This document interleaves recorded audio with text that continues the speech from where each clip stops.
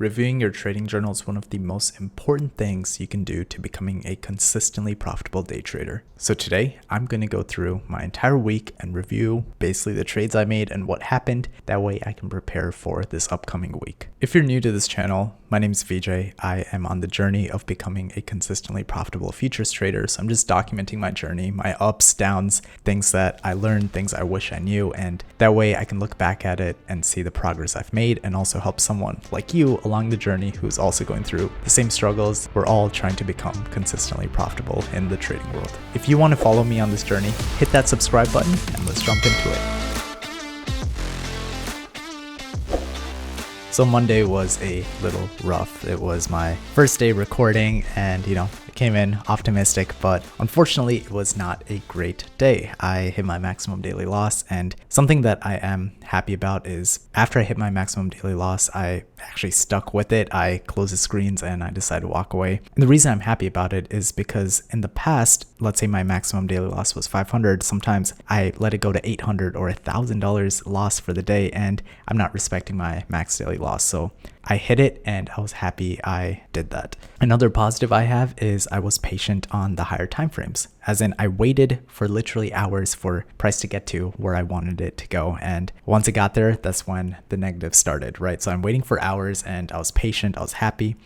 But what I notice is I have a lot of FOMO, the fear of missing out. I don't want the price to leave without me because I already invested the time of waiting for the higher time frame to get to my area of interest. And so I just end up going long or short without waiting for my actual entry model. And the entry model, which I'll talk about later on, is that I need to wait for a sweep of liquidity. I'm looking at my trades. I lost 4 trades back to back to back to back because I did not follow my entry model. It's purely FOMO. And when I did enter, I used market orders, which are also a big no-no for my strategy. And that ties in with the FOMO. I need to make sure I wait for the market to tip its hand and show exactly what it wants to do. And that is through an entry model, right? I need to see a liquidity sweep, and then I need to see displacement, and then I can look for potentially entering on the fair value gap or an order block or breaker mitigation block. But, that was the first day, and I learned to just be a little bit more patient. On YouTube, I actually put notes with timestamps, and so you could actually go see exactly how the trading day went. I documented my journey with timestamps on areas for me to improve and all that, so you could actually check it out right here. And I'll put a link below so you guys can easily access this video.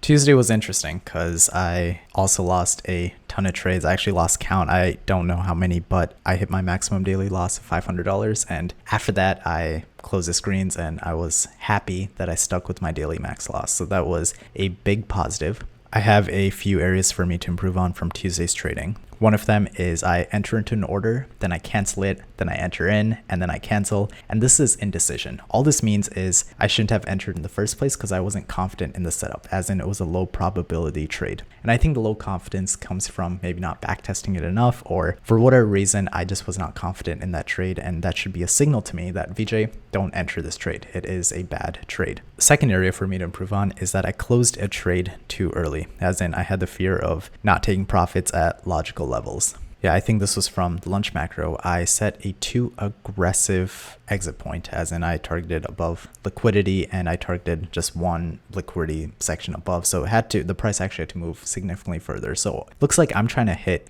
home runs with my trades, and that is not my model. My model is about base hits, just consistent. Hey, I want to make money from here to here, get in, get out, very little exposure to the market. And that is the model. That's what I feel comfortable with. That's what I want to get better at, and here I am trying to target more aggressive trades, and that's just not my model. So I need to kind of dial it back and just take the easiest entries and exits, and that's something I need to work on for this upcoming week. The last thing on Tuesday that I need to improve on, at least from my notes, is towards the end I let FOMO and revenge trading get the best of me, and because of that I hit my max daily loss. So I wanted to make a trade. I just kept losing money, and mentally I just wanted to make a trade that would make money. So as I lost more money, I saw a setup potentially form and I wanted to get in before it ran without me. So I got in, I lost that trade again. It's just a vicious cycle that just continued over and over again. And eventually I hit my max daily loss of $500. So I closed and I was happy I was able to walk away. So that was a positive. Similarly, on Tuesday, here are my notes with the timestamp. So if you want to go back and kind of understand what I'm talking about, or see if maybe these are experiences that you've faced yourself, it's all right here. Wednesday was a fun day. also for the third day in a row hit my max daily loss. So that one was 3 days just back to back to back to back. All these losses just really hurt me emotionally. And again, I'm happy I hit my max daily loss and I decided to walk away. Didn't go too much over that. So I am really happy. I do remember after hitting it, I put on another trade, but I decided to cancel it because I wanted to just stick with my process. And I'm posting this on YouTube. And the reason is it's for accountability, because this is the type of stuff I do. I hit my max daily loss. I don't respect it. I want to make another trade. But the fact I'm posting on YouTube and trying to be more vulnerable is telling me, Vijay, just take a step back. Don't make a fool of yourself. So I tried to respect it and I decided to walk away. So I think that was a positive for Wednesday. I'm starting to see some common themes as I'm going through this presenting on camera, but on Wednesday I also tried for a home run trade, which is again not my model. I need to target low-hanging fruits, and that's just what works for me. Also, another theme I see is that I am entering before liquidity is swept. That is the entire basis of this model, right? Take out liquidity, I need to see displacement, and I keep entering before that because of FOMO and because I've been waiting for hours for price to get to a higher time frame area of interest for me. And because of FOMO, I'm entering too early and I just keep getting stopped out. And one of my favorites is I did not see liquidity, so I was the liquidity. So I entered too early and I put my stop exactly where the other liquidity is. So it swept me out. I was liquidity and yeah, price went without me. So area for me to improve is just be patient, wait for liquidity to get swept, and then you can enter. Here it is again, just a bunch of notes and with timestamps so anyone can come and watch this video. Thursday was a good day for me. I only had one trade and it was during the lunch macro and it was profitable. I learned what not to do on Monday, Tuesday, Wednesday. Basically, I did wait for liquidity to get swept. I waited for displacement. I entered and then I exited at the most obvious zone on the 1 minute, which was a bearish order block because it was a long entry. But I do have two areas that I could work on. One of them was my entry. I used a market order, which I said I should not do, but I still used it because of FOMO. Right after I used that market order, price actually went down exactly to where I should have entered using a limit order. So I messed up my risk reward ratio and just did not follow my plan. So that is an area for me to improve on, but I am happy I exited at a low hanging fruit objective because price would have not gotten to where my original exit strategy was. It's also really interesting because multiple time frame analysis, all of it pointed to a bearish day, yet my profitable trade was a bullish trade. And I'm starting to figure that out about myself. My trading model is that I am counter trend. Basically, if the market is going down, I have a very hard time taking shorts, but I tend to do well taking longs into a retracement. And I think those are the low hanging fruits for me. And I'm realizing that as I'm talking out loud, that those are my best trades. And I think that's why I like the lunch macro so much, because it goes against what the market has been doing all day. So if the market's been going down all day, the lunch macro tends to go up, basically retraces. And those are usually my profitable trades. So I think I'm developing a better model where I am a retracement trader on the higher time frame bias. And so far it's been working out. So we'll see how this continues. Overall, Thursday was a good day. I made that one trade, made about $300, and I was done for the day. There were no other opportunities. And again, here it is, just posted this today. And here are all the timestamps if you want to go and watch some of the details. And then there's Friday. Friday was interesting because it was Jackson Hole and ICT says don't trade during high news events, and even Forex Factory had the red folder news event for all day. So I just see this as signs as VJ, don't trade, you're gonna get hurt. So I chose not to trade and I just tape read the morning session.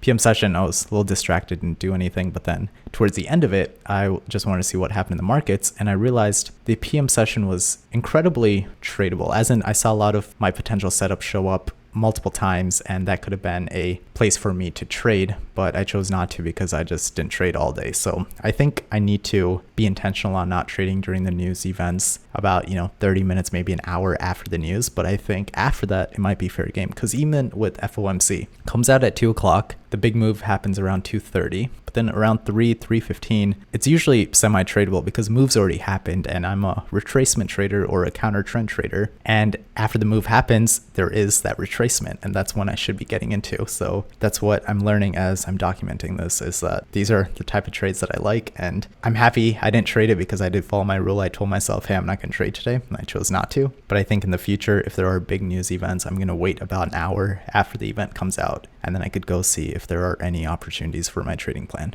All right, so overall it was a week. I don't want to say it's a good week, bad week. I definitely have areas for me to improve on, but I did follow certain risk management techniques pretty well, such as my daily max loss. So I am really happy I stuck with it. And towards the end of the week, I said I'm reducing my daily max loss to $300, so that way I can survive longer. If I have these bad days, I just know walk away from the chart, survive long enough so you can, continue in this business. So going forward, my daily max loss is going to be $300. Once I hit that, I'm done trading for the day, and I think that should keep me in the business long enough, which is good. Another area for me to improve on is I need to wait patiently on the lower time frames after the higher time frame goes to area of interest for price wise. Basically, I need to wait for liquidity to get swept. Unless liquidity is swept, I have no trade, and I need to keep that number one in mind. After that, I need to see a displacement candle, and if there's no displacement candle, there is no trade. After those two events, then I can go and see if there's a fair value gap to enter in on, order block to enter in on, or a breaker or mitigation block to enter on. So that is my criteria, and that's what I'm going to be focusing on. And then for the exit, I'm going to target the most logical exit levels on the 1 minute and try to keep low hanging fruits. It doesn't matter if price wants to go further. My goal is get in, make that trade, make a few $100s, get out. And that is my entire model. It's a quick scalp and it seems to be doing well for me. Plus the way I trade with Apex Trader Funding, because they have that trailing drawdown limit, this makes it harder to hold trades longer. That's not the goal. It's a quick get in, make the profit, get out. And that's what I'm going to be working on for this upcoming week. I hope you guys are enjoying this. I mean, these are areas for me to improve on. Maybe some of you can relate. Maybe this is something that you are also working on, but we're on this journey together. Hit that like button, subscribe, join me on this journey, and let's become consistently profitable together. Cheers and have a great week.